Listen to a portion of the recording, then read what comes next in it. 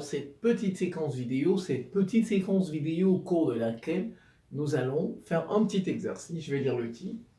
Utiliser le coefficient multiplicateur pour trouver un pourcentage de hausse ou de baisse. On va utiliser le coefficient multiplicateur pour trouver un pourcentage. Soit c'est le pourcentage d'une réduction ou bien d'une augmentation. D'abord, rappel de la leçon et puis deux petits exercices. Quand vous avez une baisse, on dit encore une réduction.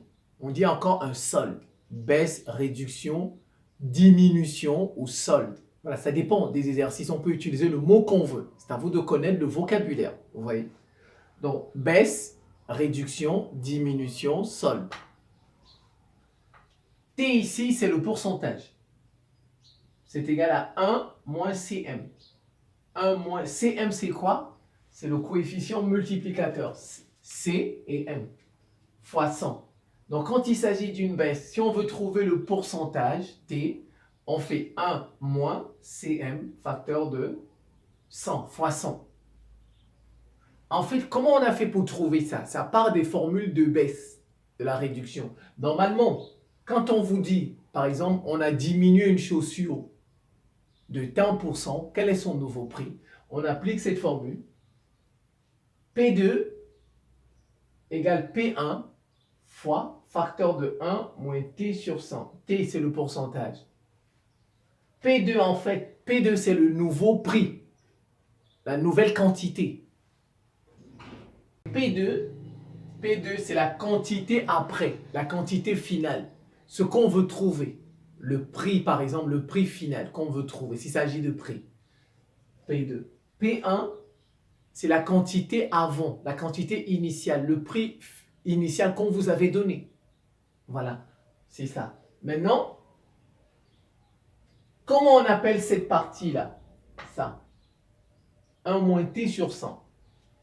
Le P1, il vient au dénominateur. Donc, P2 sur P1 égale 1 moins T sur 100.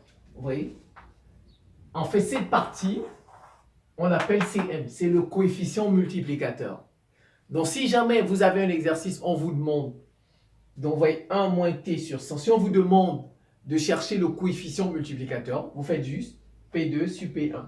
La quantité après divisé par la quantité avant, la quantité initiale. Le prix final divisé par le prix de départ. Vous trouvez le CM.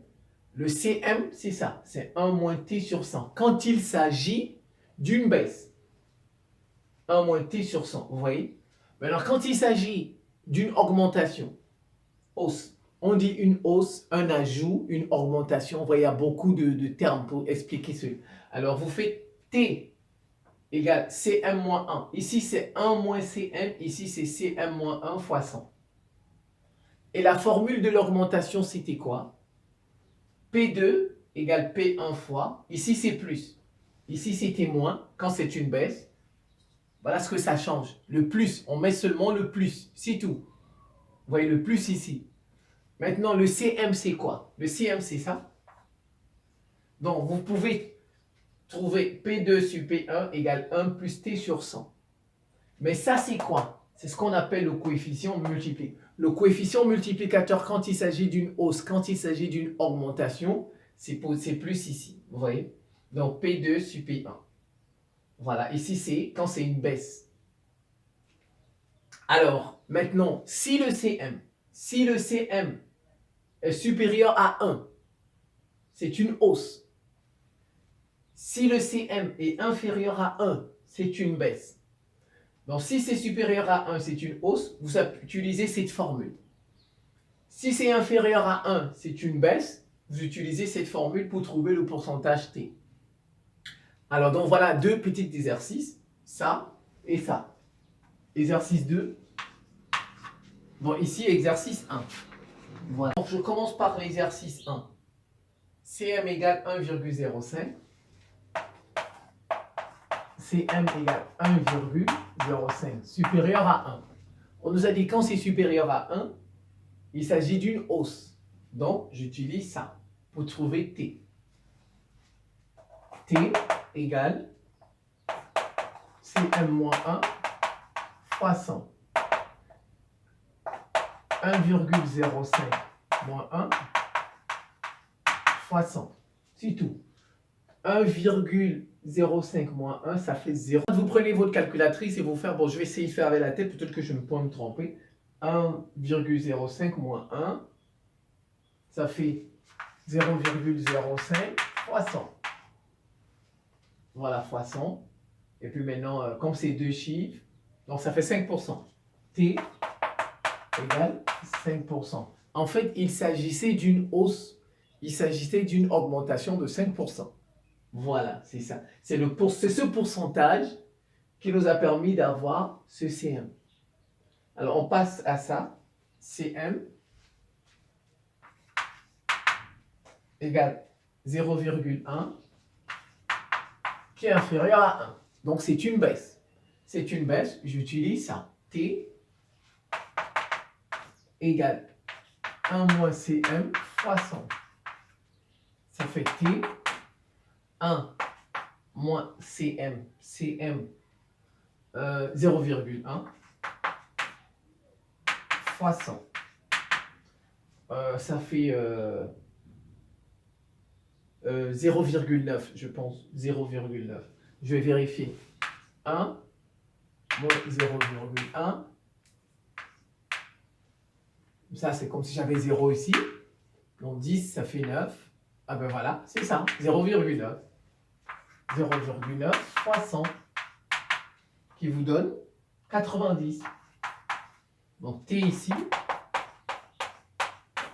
90%. Voilà comment on a trouvé le pourcentage en s'aidant du coefficient multiplicateur. Ah ben maintenant ici, vous avez une chaussure soldée.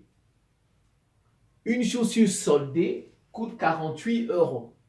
Quand vous entendez solder, ça veut dire quoi? Qu'on a fait une baisse, on a fait une réduction, on a fait une diminution.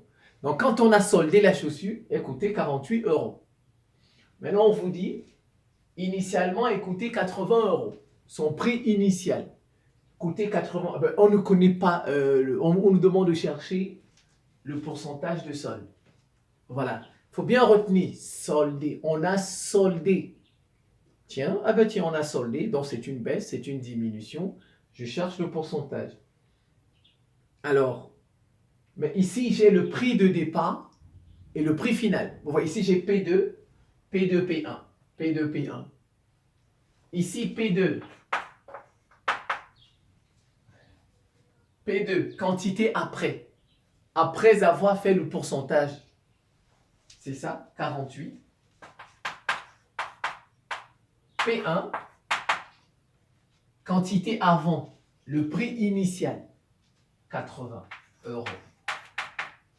Voilà. Qu'est-ce que je fais? Bon, ici, qu'est-ce qu'on fait? On cherche le montant de la remise. Le montant de la remise.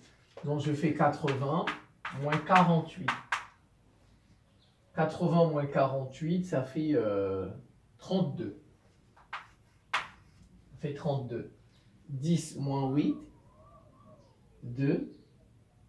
Ouais, donc, ça fait 32. 32, c'est le montant de la remise. Ce qu'on a enlevé. Regardez, 80. Ça, c'est le montant de la remise, 32. Maintenant, les 32, là, ça représente quel est son pourcentage dans les 80. C'est tout. Voilà. Quel est son pourcentage? C'est tout. Vous faites 32 sur 80 fois 100. C'est tout. Le montant de la remise, là, divisé par 80 fois 100. C'est tout. Et vous allez trouver 40. Parce que 32 divisé par 80, ça va faire 0,4, je pense. 0,4 fois 100, ça fait 40. Donc, soit T égale 40%. Voilà, c'est tout. Vous voyez, c'est très simple ici. Très simple. Je reprends. On cherche, on fait la différence, on cherche le montant de la remise. Maintenant, le montant de la remise, on l'utilise par rapport au montant initial pour trouver le pourcentage. Je pense que ce n'est pas très compliqué. C'est la fin de cette petite séquence vidéo. Je vous remercie pour votre attention et à très bientôt.